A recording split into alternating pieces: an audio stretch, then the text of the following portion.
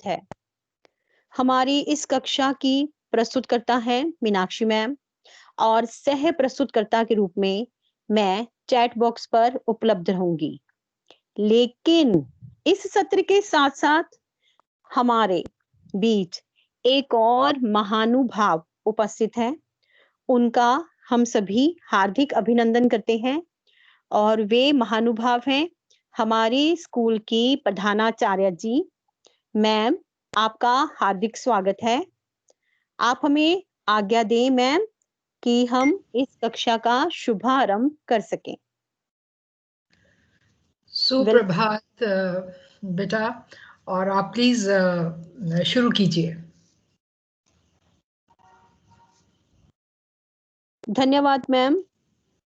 आज की इस विशेष कक्षा में जिसमें हमारे 8 विद्यार्थी अपने सहपाठियों को कुछ पढ़ाने व समझाने जा रहे हैं, तो शुरू करते हैं आज की कक्षा बहुत सुंदर विषय के साथ।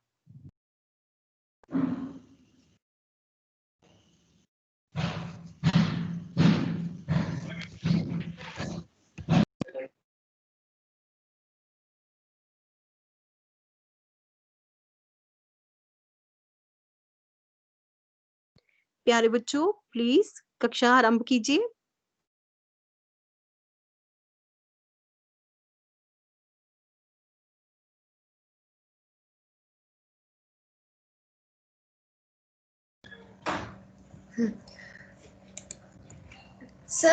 सर्वप्रथम हम आज इस हिंदी भाषा के सत्र में अपने विद्यालय की प्रधानाचार्य जी का स्वागत करते हैं। और प्रधानाचार्य जी, हम आपसे इस सत्र को शुरू करने की आज्ञा लेना चाहते हैं। शुरू कीजिए। धन्यवाद। आज का विचार है, जिसके पास एक अच्छा दोस्त है उसे किसी भी दर्पण की जरूरत नहीं है। अब मैं इस विचार को समझाने के लिए आप सबके समक्ष बुलाना चाहती हूँ अवनीत 7C। बेटे आप बताएंगे इसका अर्थ? जिसके पास एक अच्छा दोस्त है उसे किसी भी दर्पण की जरूरत नहीं है।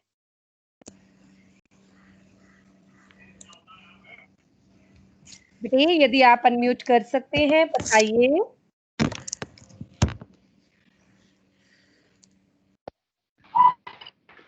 शायद अवनीत को अनम्यूट करने में कोई समस्या आ रही है, तो मैं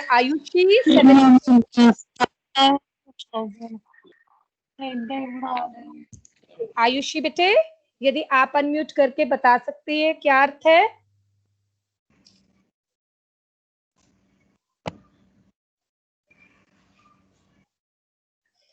तो विद्यार्थियों, मुझे लगता है कि शायद विद्यार्थियों को, कई बच्चों को अनम्यूट करने में किसी ना किसी कठिनाई का सामना करना पड़ता है। तो मैं आपको बता दूं, जिसके पास एक अच्छा दोस्त है, मतलब आप अपनी शक्ल शीशे में देखते हैं, तो यदि आपका दोस्त अच्छा है तो आपको शीशा देखने की जरूरत नहीं है।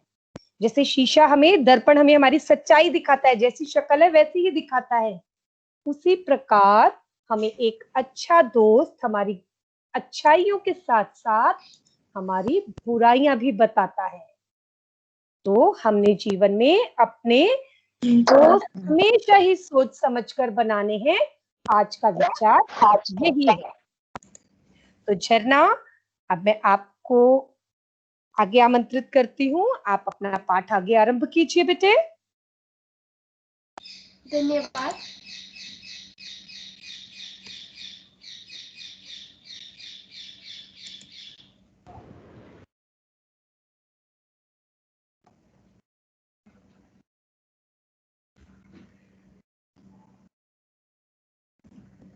आज मैं और मेरे सहपाठी आप सबके समक्ष प्रस्तुत करने जा रहे हैं पाठ 11 रक्त चंदन। इस पाठ का उद्देश्य पढ़ने के लिए भी मैं आप में से ही किसी एक को बुलाना चाहती हूँ। एकमप्रीत बेटे यदि आप अनम्यूट कर सकते हैं तो स्क्रीन पर लिखे उद्देश्य को पढ़िए।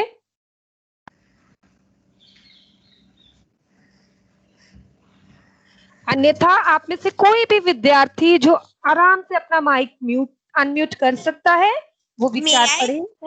बिल्कुल, हाँ बेटे, हाँ पढ़िए आप। ये बताना कि सच्ची विजय तलवार से नहीं विचार से मिलती है। आत्मरक्षा के लिए सक्षम बनाना, सच्चे वीर की पहचान और आदर करना सिखाना। तो ये पाठ हमें ये बताता है कि सच्ची विजय जो है तलवार से नहीं, हमारे विचारों से मिलती है। ये पाठ हमें शांति व्यवस्था बनाए रखने के लिए भी कहता है, हथियारों को उठाने के लिए मना करता है, और ये बताता है कि हमने अपने बातों से ही लोगों को जीतना है, और हमें आत्मरक्षा कैसे करनी है ये बताता है, और हमें सच्चे वीर का आदर करना सिखाता है। तो चलिए विद्यार्थियों, आगे चलते हैं।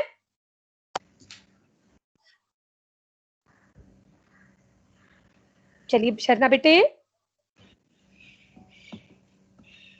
मैं एक और मेरी सहपाठी को बुलाना चाहती हूँ, ये भी उद्देश्य है। करीना, आपने बेटे हाथ ऊपर किया है, पढ़िए आप। ये बताना कि युद्ध से केवल सेनाओं को ही नुकसान नहीं होता है, बल्कि सामान्य जन भी इससे आहत होता है। माँ के प्रेम और वात्सल्य का चित्रण करना माँ के द्वारा दिए हुए संस्कार ही होते हैं कि संतान निडर निर्भीक बन देश के गौरव की रक्षा कर सकती है। तो देखिए, से जब भी युद्ध होता है, कहीं भी युद्ध को हमने मतलब नहीं करने के लिए ही बात करनी है कि युद्ध ना हो। जब भी युद्ध होता है तो केवल सेनाओं को ही नुकसान नहीं होता, इससे सभी व्यक्तियों को उससे नुकसान होता है किसी ना किसी रूप में। एक केवल यही नहीं है कि दो लोग लड़ रहे हैं तो उनकी लड़ाई से उनको ही नुकसान हो रहा है, उनको एक को चोट लग रही है, दूसरे को चोट लग रही है। किसी ना किसी तरह से आसपास के भी सभी लोग उससे चाहे शारीरिक अथवा मानसिक रूप से प्रभावित होते हैं। तो हमने युद्ध को नहीं करने के लिए ही प्रोत्साहित करना है कि हमने युद्ध नहीं करना। और ये पाठ हमें ये भी बताता है कि हमें हमारे जो संस्कार हैं हमारे माँ पिता और हमारे आसपास के वातावरण द्वारा दिए हुए हैं, और इन्हीं के द्वारा हम निडर निर्भीक बनते हैं। तो हमें निडर और निर्भीक बनना है।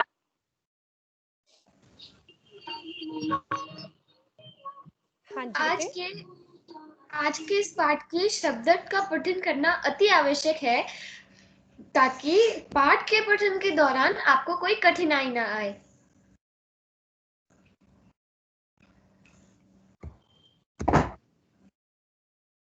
मोड़ा, बांस बैठ का बना आसन। वर्षगांठ, जन्मदिन। सतबद्धता, हैरानी। दृढ़ता, कठोरता। नेपथ्य, पीछे से। अट्टहास, जोर से हंसना। मुराद, इच्छा। हैसियत, स्तर। तलघर, तहखाना। मकसद, इरादा। नोश फरमाना, खाना शुरू करना। रुख, और। खूंखार, भयंकर। फक्र, गर्व। नाचीज। साधारण। इस पाठ के पात्र हैं तैमूर। तैमूर एक आक्रमणकारी है, और तैमूर अपने साथ जफर अली को लाया है। जफर अली के पास एक सिपाहियों का दल है, और वो उस दल का सरदार है। अली बेग और मुबारक जफर अली के सिपाहियों में से ही एक है। कल्याणी एक ग्रामीण स्त्री है, मतलब गांव की साधारण स्त्री। बलकरण कल्याणी का पुत्र है। अन्य तीन पात्रों में 3 ग्रामीण आते हैं, 2 हिंदू ग्रामीण और 1 मुसलमान ग्रामीण। आइए अब हम पाठ का पठन आरंभ करते हैं।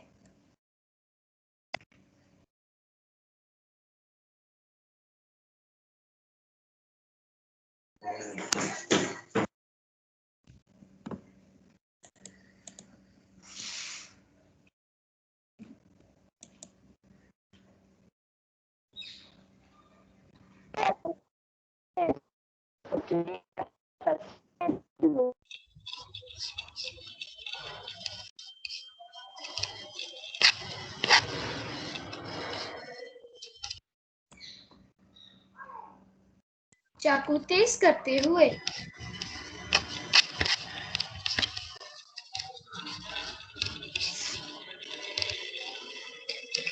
यह तुम क्या गुनगा रही हो माँ? इस पत्थर पर मेरा चाकू तेज नहीं हो रहा है।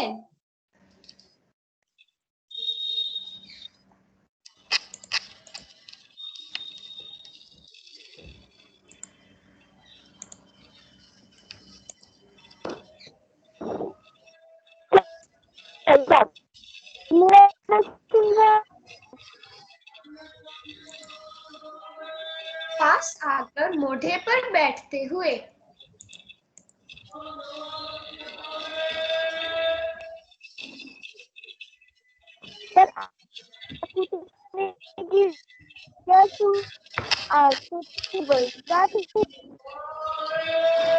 इसीलिए तू गाना गा रही थी?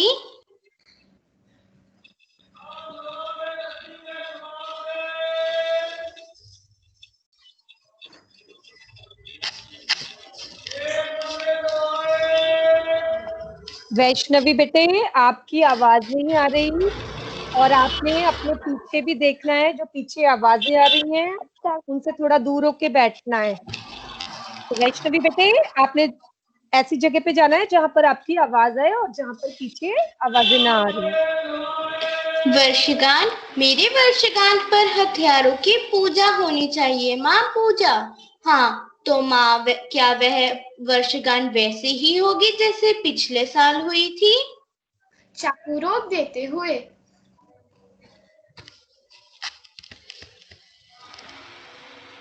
हाँ, बिल्कुल वैसी ही।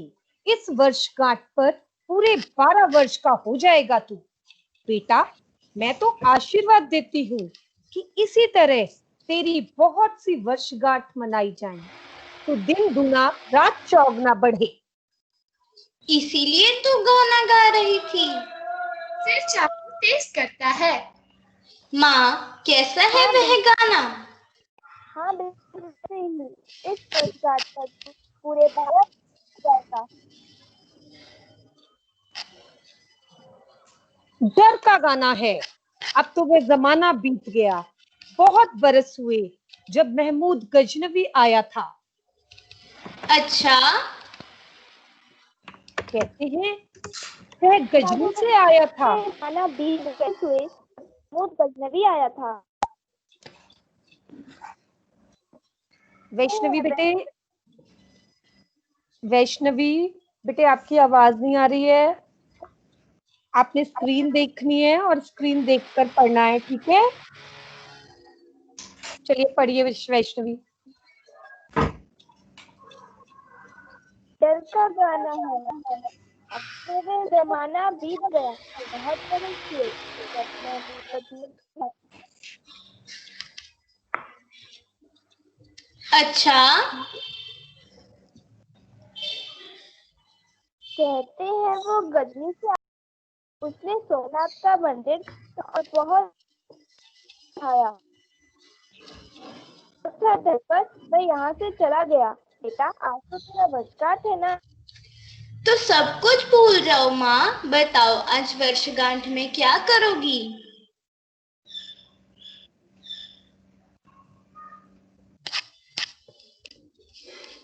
क्या करूँगी? अपने प्यारे बेटे को नहलाऊंगी, चंदन लगाऊंगी, फूलों की माला पहनाऊंगी। फिर आज मैंने तेरे लिए बहुत अच्छी अच्छी मिठाइयाँ बनाई हैं। देख उस कोने में रखी हुई है। इस हमलों के साथ खीर खिलाऊंगी, तुझे आशीर्वाद दूंगी। बस दूध घर आ जाए, खीर बनाने में देरी क्या लगती है। पानी उबल रहा है। अभी दूध नहीं आया?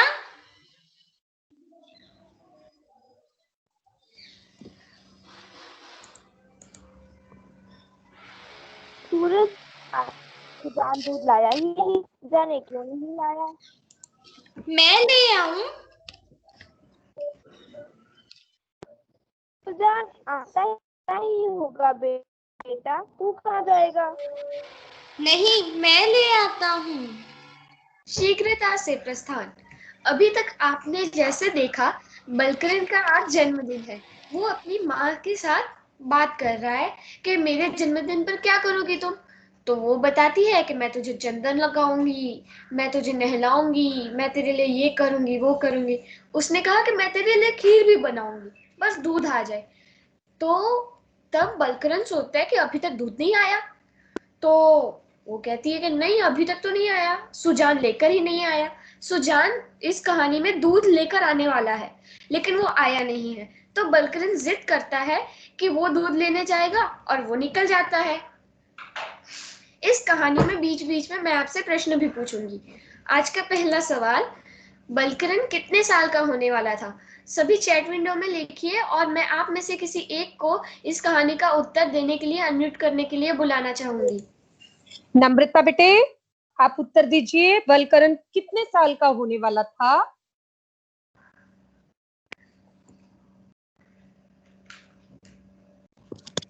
नम्रता बेटे, यदि आप... धन्यवाद नम्रता, 12 सही उत्तर है। चलिए आगे देखते हैं कहानी में क्या होता है। बलकरन के जाने की दिशा की ओर देखती हुई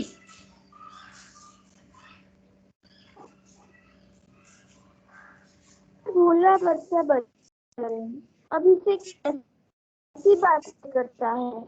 बलकरन बेटा। फिर अंगीठी के पास आकर आग ठीक करती है। थोड़ी देर तक स्तब्धता रहती है, फिर भयानक शोर और भगदड़।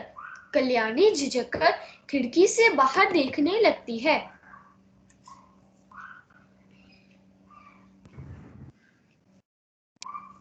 तुर्क आ गया, तुर्क आ गया, भागो भागो, तुर्क आ गया। पागल हो गए हो क्या? तुर्क कहाँ से आ गया? बहन भाग चलो जल्दी जल्दी, वह तैमूर आ गया है। मैंने अपनी आंखों से देखा, वह लोगों को लूटते हुए आ रहा है। हम लोग मर गए, चलो चलो।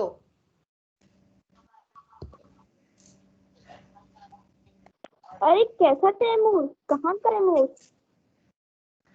तुम नहीं चलोगी, जल्दी चलो, वह तैमूर आ रहा है, चलो जल्दी चलें।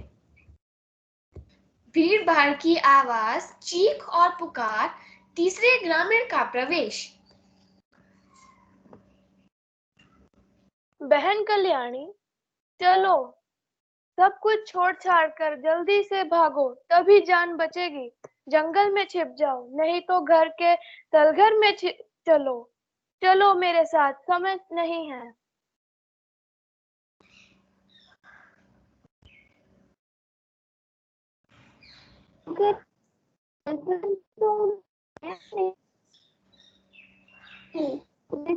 कहाँ गया बलकरन?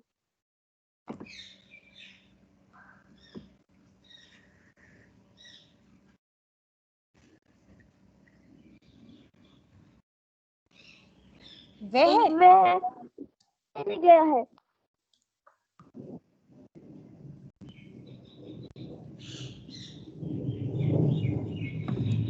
सुजान के घर, तब उसका कुछ नहीं बिगड़ेगा। सुजान का घर खास रास्ते से हटकर दूर कोने में है।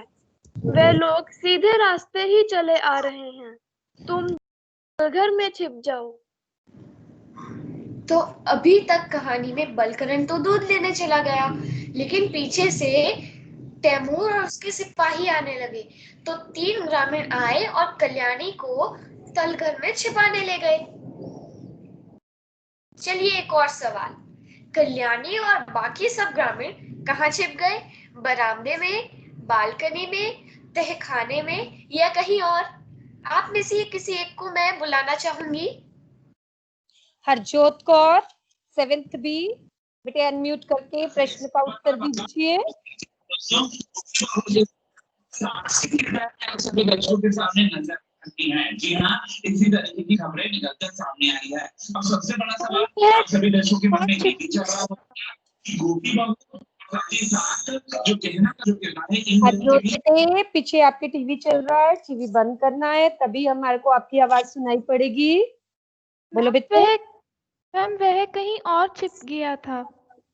नहीं। और स्मित कौर, स्मित बेटे, यदि आप अनम्यूट कर सकते हैं तो उत्तर दीजिए इस प्रश्न का।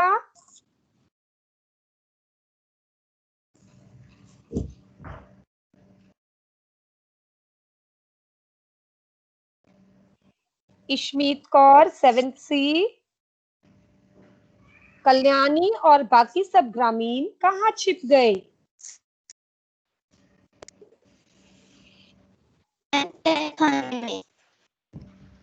धन्यवाद इशमीत। इस प्रश्न का सही उत्तर है तहखाने में। इसीलिए मैंने आप सबको कहा था कि शब्द ध्यान से पढ़ें, क्योंकि तलघर का अर्थ होता है तहखाना। चलिए आगे बढ़ते हैं।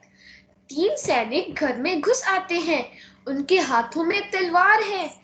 वे घर के सामान को तोड़ते फोड़ते जाते हैं। कोई नहीं, कमबख्त सब भाग गए हैं। तख्त के नीचे भी कोई नहीं है। मुबारक, इस वक्त आदमियों का कत्ल करने का हमारा उतना मकसद नहीं है जितना सोना चांदी लूटने का है। इस घर में देखो, इस घर में तो नहीं है कोई। कहीं कुछ नहीं है सरदार, मामूली सी झोपड़ी है, इसमें सोना चांदी कहाँ। कुछ बर्तन मालूम पड़ते हैं सरदार। बर्तनों के पास जाकर उन्हें खोलता है। सरदार, यह है। अली बेग के पास आकर, सरदार बढ़िया खाना, तरह तरह की बिल्कुल ताजा गरम। हाँ, गरम मिठाइयाँ हैं, लो तुम लोग भी भूखे होगे। सरदार नोश फरमाए। मैं तो जरूर खाऊंगा, लो तुम भी लो। मुबारक को देता है। वह प्रसन्न होकर लेता है। अच्छी मिठाइयाँ हैं, लो अली बेग तुम भी लो। पर्दे के पीछे से तीव्र आवाज आती है, चुप रहो कमबख्तो। इसी के साथ तैमूर लंग का प्रवेश होता है। वह लंगड़ाता हुआ आगे बढ़ता है। उसे देखते ही सब चौंक जाते हैं। मिठाइयां जमीन पर फेंककर फौजी ढंग से तनकर खड़े हो जाते हैं। सन्नाटा छा जाता है। तैमूर लंग बारी बारी से तीनों को घूरता हुआ आगे बढ़ता है। तो अभी कल्याणी और बाकी सब ग्रामीण तो छिप गए तलघर में। पीछे से जफर अली और उसके 2 सिपाही आ गए। उनका मकसद था कि वो है ना सोना चांदी लूटे।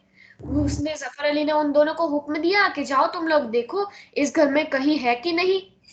तो मुबारक कहता है नहीं, इधर तो कुछ नहीं है, मामूली सी झोपड़ी है।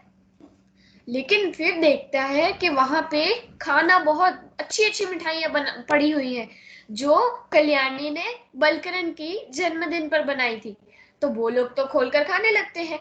तभी तैमूर आता है और सबको चुप कर देता है कि तुम लोग ये क्या कर रहे हो। फिर वो घूरता घूरता तीनों को आगे बढ़ता है। चलिए इस प्रश्न का उत्तर देने के लिए मैं किसी को बुलाना चाहूंगी मेरी क्लास में से। तैमूर के आने पर क्या होता है? शोर मचता है, सन्नाटा छा जाता है, या फूलों की बारिश होती है? Anshika 7th A। मैम सन्नाटा छा जाता है। धन्यवाद अंशिका, बिल्कुल सही उत्तर। तैमूर के आने पर सन्नाटा छा जाता है। चलिए आगे बढ़ते हैं।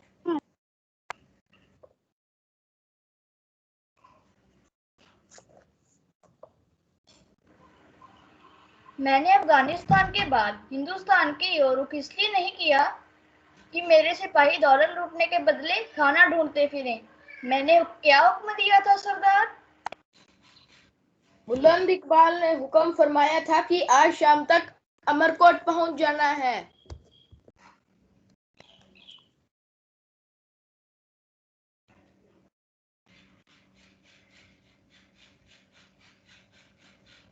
माफ कर दीजिए हुजूर।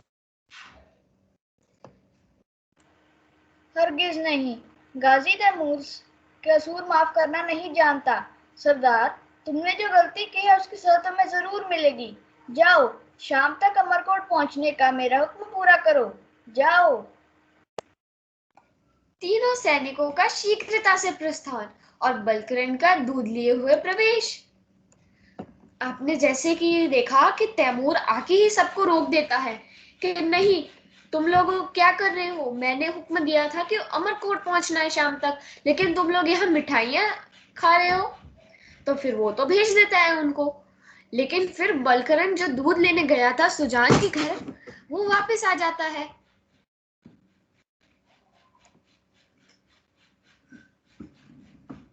एक और सवाल, चलिए। तैमूर सभी को डैश है। तैमूर सभी को हंसता है, तैमूर सभी को डांटता है, या तैमूर सभी को पीटता है? जैस्मीन 7th बे, बेटा इस प्रश्न का उत्तर दीजिए। तैमूर सभी को डांटता है। धन्यवाद जैस्मीन, एकदम सही उत्तर। क्योंकि हंसता है आएगा नहीं, क्योंकि वो वाक्य में बैठ भी नहीं रहा। पीटता है, उसने पीटा तो था ही नहीं, उसने सिर्फ डांटा था। चलिए आगे बढ़ते हैं। माँ मैं दूध ले आया। दूध? उजाड़ घर को देखकर चौंकते हुए। यह सब क्या? तैमूर को देखकर। कौन हो तुम? माँ। कुछ उत्तर ना पाकर। मेरी माँ कहाँ है? तैमूर गौर से बलकरण को देखता है। इस तरह से मेरे घर में घुस आने वाले तुम कौन हो?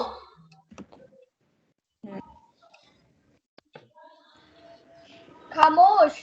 गाजी तैमूर से ये नाचीज सवाल करता है कि तुम कौन हो। कमबख्त, अगर बात पूछने की तमीज ना हो तो खामोश रहो, लेकिन ठहर, ये दूध इधर ला, इस वक्त खुदा ने मेरे लिए भेजा है। यह दूध, यह मेरी वर्षगांठ के लिए है। साफ जबान में बात कर, जो समझ में आए। सामने दूध हाजिर कर। बलकरण से छीनकर तैमूर जोर जोर से हंसता है। दूध मेरा है कि नहीं? अब तुझे इस तलवार से काट दूं। क्या तुम मेरा खून बहाना चाहते हो? मेरी माँ यही कहती थी।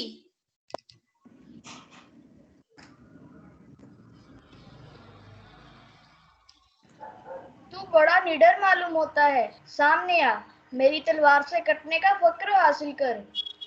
मेरे पास सिर्फ एक चाकू है, मेरे हाथ में भी तलवार दो। वाह, तू मुझसे 2 हाथ लड़ने का हौसला रखता है। अच्छा, पहले मैं दूध पीऊंगा, गला सूख रहा है। तख्त पर तलवार रखकर दोनों हाथों से दूध का बर्तन मुंह में उलट देता है। बलकरण दौड़कर तैमूर की तलवार उठा लेता है।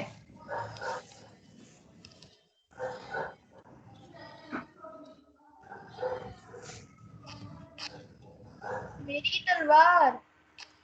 तुम्हारी तलवार अब मेरे हाथों में है। अब तुम मुझसे लड़ सकते हो। सामने आओ। सामने आओ? शाबाश, लेकिन मेरी तलवार तुमसे नहीं संभलेगी। बच्चे, इधर ला। जैसे दूध छीन लिया, वैसे तलवार भी छीन लो।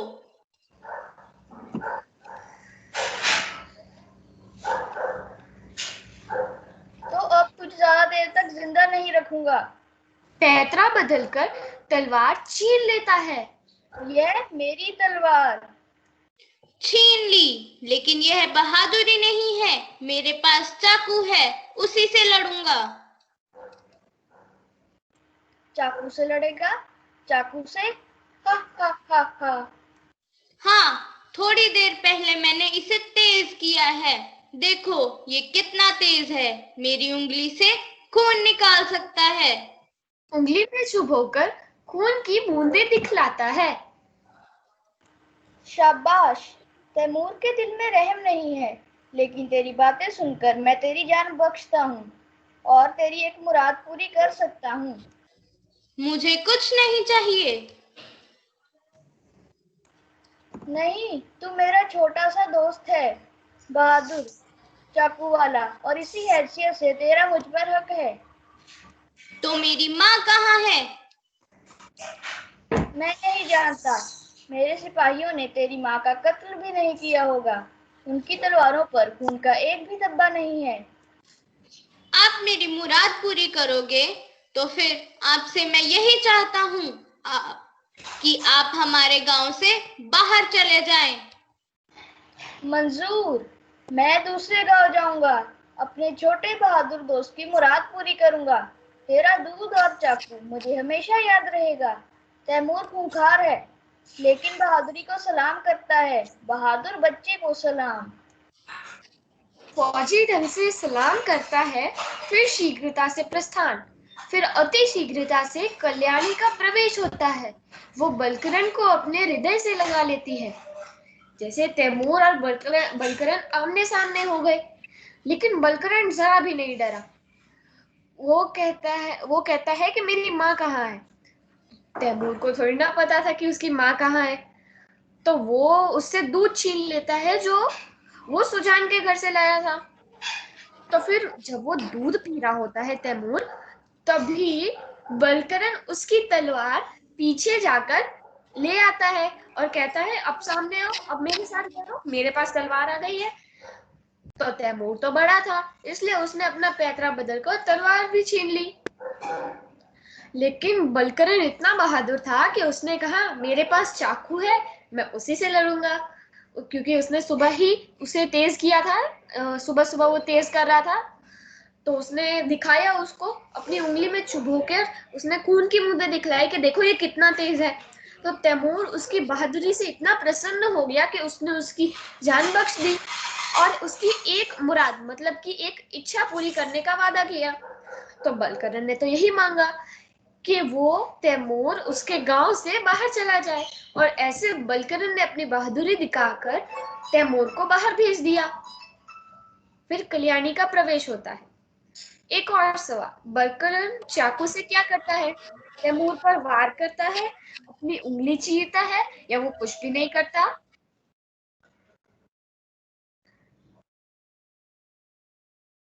सिमरन सैनी बेटे, यदि आप अनम्यूट कर सकते हैं तो प्रश्न का उत्तर दीजिए। बलकरण चाकू से क्या करता है? Yes ma'am.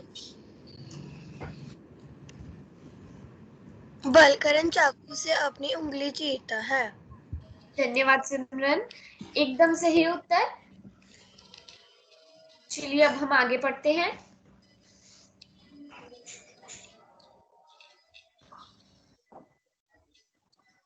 बेटा बेटा बलकरण। माँ, तू रोती क्यों है? तू कहाँ थी? बेटा तैमूर के सिपाही आए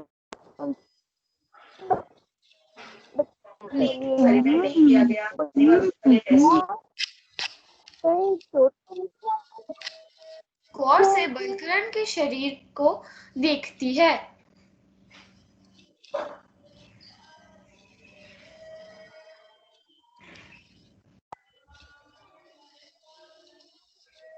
वैष्णवी बेटे, आप म्यूट कर लीजिए। आपकी आवाज में कोई प्रॉब्लम है तो आपके डायलॉग तब तक हम पढ़ते रहे, जब ठीक होगा तब आप पढ़िएगा, ठीक है? आपने वैष्णवी म्यूट कर देना अपने आप को।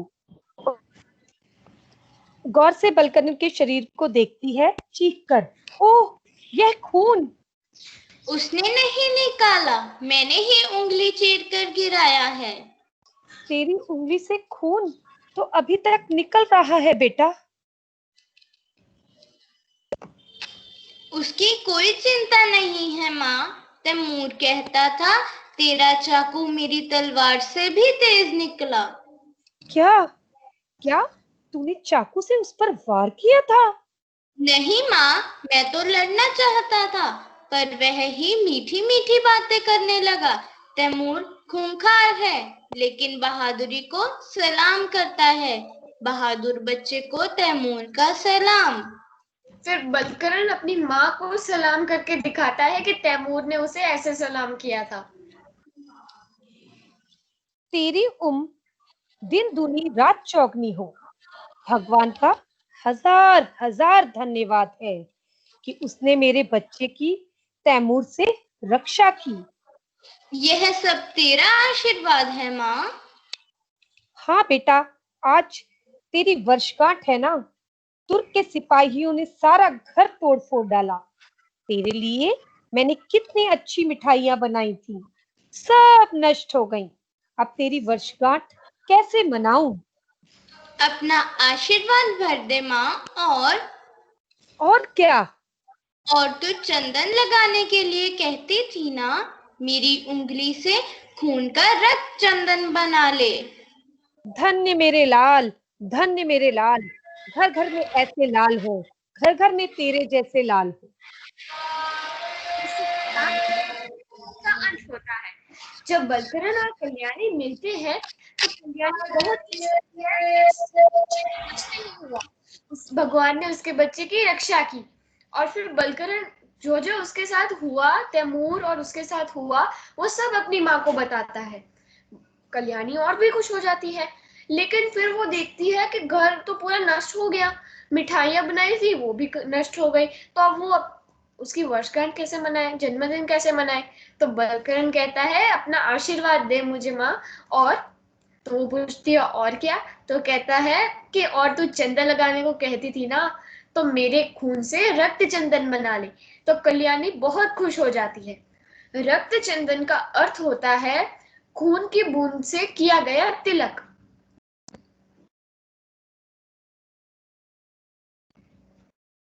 घटनाक्रम। आइए जानते हैं कि आज के पाठ में हमने क्या क्या पढ़ा। आज के पाठ में हमने पढ़ा बलकरण का जन्मदिन पर खीर बनाने के लिए बलकरण का दूध लेने जाना, पीछे से तैमूर और उसके सिपाहियों का लूटपाट के लिए आना, बलकरण का दूध लेकर वापस आना, घर को उजड़ा हुआ देखकर तैमूर के समक्ष डटकर खड़ा होना, तैमूर पर प्रभाव जमाकर उसे वापस लौटने पर मजबूर करना। कृतिका, क्या तुम मुझे बता सकती हो कि तैमूर बलकरण कैसा था? हाँ जरूर। पाठ के आधार पर बलकरण साहसी और मातृभक्त लड़का है। क्या तुम मुझे बता सकती हो कि माँ कैसी है? हाँ जरूर। पाठ के आधार पर माँ पुत्र से प्रेम करने वाली और हिम्मती है। कृतिका, क्या आप मुझे बता सकते हो तैमूर कैसा है? हाँ जरूर। तैमूर एक क्रूर लेकिन वीरों का आदर करने वाला है। कृतिका, क्या आप मुझे बता सकते हो रक्त चंदन क्या है? अपने खून से लगाया हुआ तिलक रक्त चंदन कहलाता है। हमारा आज का पाठ स्वतंत्र विकास लक्ष्य 4 गुणवती शिक्षा का अभिप्राय करता है। धन्यवाद।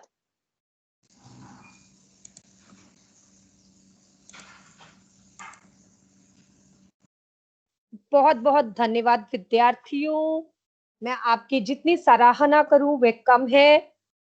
और मैं आज के इस पाठ को प्रस्तुत करने के लिए आप सबको बहुत बहुत धन्यवाद देना चाहती हूँ।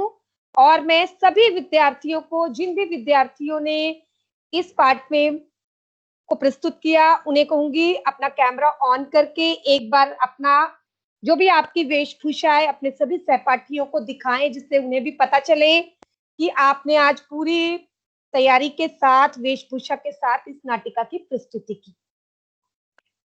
धन्यवाद झरना। हम आपको स्क्रीन पर देख सकते हैं। मैं कैमरा, पारस आप भी कैमरा ऑन कीजिए। वैष्णवी, मन्नत, आप सभी एक बार अपना अपना कैमरा ऑन करिए। मैं धन्यवाद करना चाहूंगी उपस्थित अपनी प्रधानाचार्य महोदया का, जिन्होंने अपने कीमती समय निकालकर 7वीं कक्षा के विद्यार्थियों को प्रोत्साहित करने के लिए अपना समय दिया। और मैं आमंत्रित करना चाहूंगी प्रधानाचार्य महोदया को कि बच्चे बड़ी बेसब्री से आपकी आवाज सुनना चाहते हैं, आपसे बात करना चाहते हैं। तो मैम, आप आकर 2 शब्द बच्चों से कहें।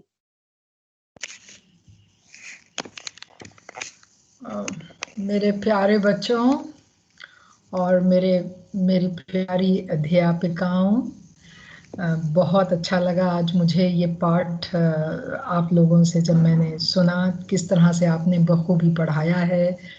और अपनी जब आपकी बारी आई तो आपने अपने आप को अनम्यूट करके बोला है।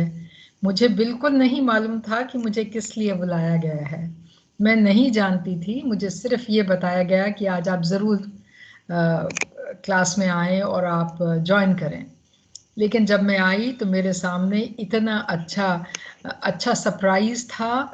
मैं अचंभे में पड़ गई कि ये तो कुछ नई बात हो रही है स्कूल में। पहले तो ऐसे कभी नहीं हुई कि बच्चे ही क्लास ले रहे हों। ये बहुत ही अच्छा कदम उठाया है मीनाक्षी मैडम ने, रश्मि मैडम ने और सारे 7th क्लास के 7वीं कक्षा के विद्यार्थियों ने। ये एक ऐसा कदम है जो उनमें आत्मविश्वास बढ़ाएगा। और कहानी भी खूब चुनी है जिसमें एक हमें लेसन भी मिलता है, एक हम कुछ नई बात भी सीख रहे हैं कि बहादुर बच्चे कितने ज़रूरी होते हैं और किस तरह से वो अच्छे सिचुएशंस, अच्छे जो पोजीशंस या पॉइंट्स आ जाए उसको किस तरह से वो हल कर सकते हैं और उस समस्या का समाधान कैसे कर लेते हैं। तो बच्चे, आप सबको मैं मुबारकबाद देती हूँ। मैं आप सबका अभिनंदन करती हूँ कि आप लोगों ने बहुत बखूबी आपने तैयार होके वेशभूषा नहीं अपनाकर आप लोगों ने ये प्रस्तुत किया।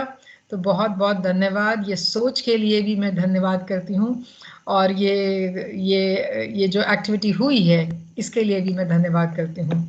मुझे उम्मीद है कि आने वाले समय में भी हमारे बच्चों को हम ज़्यादा से ज़्यादा आत्मनिर्भर बना सकें, उनमें कॉन्फिडेंस भर सके, उनमें जो ये 21वीं सदी की जो हमें स्किल्स चाहिए, जो कोलैबोरेशन होती है, कम्युनिकेशन होती है, ये सब स्किल्स उन बच्चों में आ जाएं, जो आईटी स्किल्स चाहिए वो सब आ जाएं। तो ये जो परेशानी और ये जो चैलेंजिंग टाइम है, ये जो ऐसा वक्त है पैंडेमिक का जो हमने भी कभी नहीं देखा, आपके माँ बाप ने कभी नहीं देखा, आपके दादा दादी ने भी नहीं देखा और आपने भी नहीं देखा। हम तीनों पीढ़ी के लोग इस बार इसको देख रहे हैं। इस वक्त हम अपने पढ़ाई में भी नवीनता लेके आए, नए हम अपने एक्सपेरिमेंट करें और इस समय को हम एक परेशानी और दुख में ना रंगे अपने आप को, लेकिन एक चैलेंज समझ के हम अपने आप में बहुत सारी खूबियाँ डाल लें और जब हम इससे निकलेंगे तब हम पाएंगे कि हम बहुत एम्पावर्ड हो गए हैं, हम सशक्त हो गए हैं और हमारे में बहुत सारे गुण और बढ़ गए हैं जो कि हमारे आने वाले समय में काम आएंगे। तो बहुत बहुत धन्यवाद बच्चों। इसी तरह से आप लोग नए एक्सपेरिमेंट करते रहिए, पढ़ते रहिए, नई बातें सीखते रहिए। आप जब ये सब प्रस्तुत करते हैं और मुझे आमंत्रित करते हैं तो मुझे बहुत मैं हर्षित होती हूँ, बहुत खुश होती हूँ।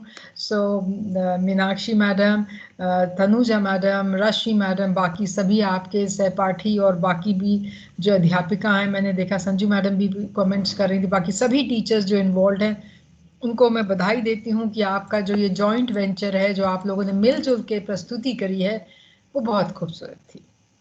तो धन्यवाद। बहादुर बच्चे बनिए, जिंदगी को अपने हिसाब से जिए और अपनी वैल्यूज को इंटैक्ट रखिए। यही आज के पाठ से हम लोग सीखे हैं। बहुत बहुत धन्यवाद। ईश्वर आपके साथ सदा रहे और आप तंदुरुस्त रहें और खुश रहें। धन्यवाद। बहुत बहुत धन्यवाद हमारे आदरणीय प्रधानाचार्य जी। मैं आशा करती हूँ कि आपने जिस तरह से बच्चों की सराहना की है, उनको प्रोत्साहित किया है, उससे उनमें एक अलग ही जोश देखने को मिलेगा। और मैम, हम ये आपसे वादा करते हैं कि जिस तरह से आज इस क्लास में से 8 बच्चों ने प्रस्तुत किया, इस कार्यक्रम का भाग बने, अपनी कक्षा के विद्यार्थियों को पढ़ाया, उसी तरह से अगले सप्ताह हम फिर से एक नए विषय के साथ, नए बच्चों के साथ इसी तरह से हम ये भी अपनी कक्षा को पढ़ाएंगे। और जो एक कॉन्फिडेंस का लेवल है, जो एक आत्मविश्वास है, वो हम इन सभी 7वीं कक्षा के विद्यार्थियों में भरने की भरपूर कोशिश करेंगे आपके सहयोग के साथ। Thank you so much once again, our worthy principal ma'am, for joining, and thank you so much Charu ma'am for your able guidance। हर तरह से आप हमें बताते हैं कि किस तरह से चलना है, कैसे करना है। हम आपका भी बहुत बहुत धन्यवाद करते हैं। और सबसे ज़्यादा धन्यवाद मैं अपने प्यारे बच्चों का करना चाहूँगी, जिन्होंने इतना अच्छा पढ़ाया और सारे कक्षा के जो विद्यार्थी हैं उन्होंने बहुत अच्छी तरह से सुना, चैट विंडो में आंसर दिए। तो बहुत बहुत धन्यवाद बेटा अच्छी तरह से सुनने के लिए। सुनना भी एक स्किल है बेटा जिससे हम सीखते हैं। तो बहुत बहुत धन्यवाद बेटा। और मैं अपने पेरेंट्स का भी बहुत बहुत थैंक यू करना चाहूँगी इस सत्र में शामिल होने के लिए। And a big thanks to all my respected class teachers. So आज के